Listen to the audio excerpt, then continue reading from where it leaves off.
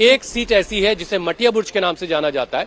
वहां जरूर ये कहा जा रहा था कि जो वहां के मौजूदा विधायक हैं उनको लेकर के लोगों में नाराजगी है क्योंकि उन्होंने काम नहीं किया है, और वहां पर कांग्रेस के जो उम्मीदवार हैं मोहम्मद मुख्तार, उनको लेकर के लोग काफी बात कर रहे थे। लेकिन फिर यह भी कहा गया कि आखिरी वक्त में चीजें बदली हैं और सबने एक तरफा वोट करने की कोशिश की ताकि वोट डिवाइड ना हो, और वोट डिवाइड होकर के उसका फायदा कहीं और किसी और को हासिल ना हो। ठीक, हुसैन आप रहे हमारे साथ, क्योंकि साउथ 24 परगना की हम बात कर रहे हैं। इसी के अंतर्गत आने वाली एक और सीट है भांगल, जहां अब तक 76% मतदान की खबर आ रही है। पिछली बार भांगल सीट पे 91.5% वोटिंग हुई थी और भांगल सीट से शौकत मुल्ला को ममता बनर्जी ने उम्मीदवार बनाया है।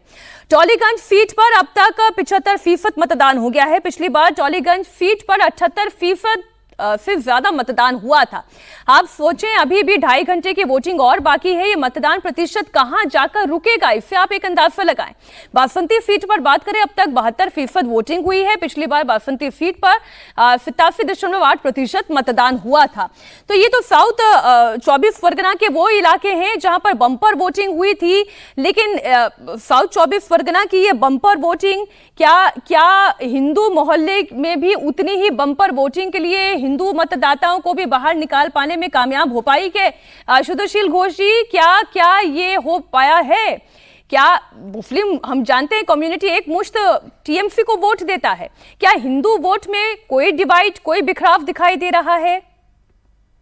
बिल्कुल नहीं। यहाँ पर 3 ट्रेंड एक्चुअली सेट हो गया जिसलिए इतना बम्पर वोटिंग हमको देखने को मिल रहा है। एक तो चीज है कि एसआईआर के कारण जो फर्जी वोट था उसका डिलीशन हो गया।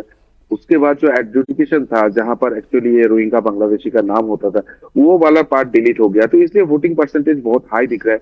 सेकेंडली, अगर ये मैं रीड की कर देता हूँ, मुस्लिम यहाँ पर जनरली 90-92% वोटिंग करते थे और हिंदुओं का जो वोटिंग पैटर्न था वो था 76-78%। बट अगर ओवरऑल वोटिंग ही अगर 92% हो रहा है या 95% हो रहा है, मतलब हिंदू मुस्लिम सब लोग ही हायर वोटिंग कर रहे हैं।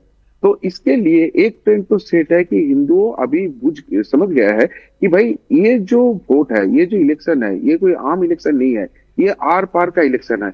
अगर 2026 में यहाँ पर चेंज नहीं होता है तो शायद बंगाली हिंदू जो है वो बच नहीं पाएंगे। उसके साथ हरगोविंद दास, चंदन दास जैसे हरकतें हो जाएंगे। यहाँ पर मोताबारी हर घर में हो जाएंगे। शायद अगले साल हम दुर्गा पूजा नहीं कर पाएंगे।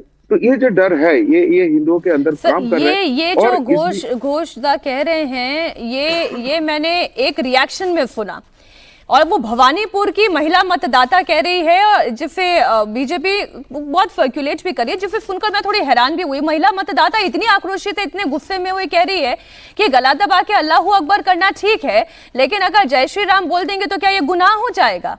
अगर इस तरीके का पढ़ी लिखी शहरी मतदाता अगर बात कर रही है, तब तो फिर ये मुखर होकर बोल रही है। हो सकता है दबी जुबान में कई ये बात कई महिला मतदाता या पुरुष मतदाता सोच रहे हो, ये उनके वोटिंग में रिफ्लेक्ट हो, ये एक सवाल हो सकता है।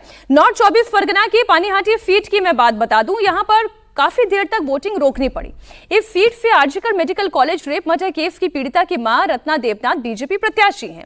बीजेपी का आरोप है कि ईवीएम में बीजेपी के सिंबल और प्रत्याशी के नाम को किसी ने इंक से कवर कर दिया और इसके चलते वोटिंग रोक दी गई। जैसे ही बीजेपी प्रत्याशी और उनके समर्थक इस बूथ पर पहुंचे, वैसे ही टीएमसी के कार्यकर्ताओं ने नारेबाजी करनी शुरू कर दी। इस दौरान दोनों दलों के कार्यकर्ताओं में बहस भी होने लगी। वोटिंग रुकने से वोटर्स को काफी देर तक लाइन में इंतजार भी करना पड़ा।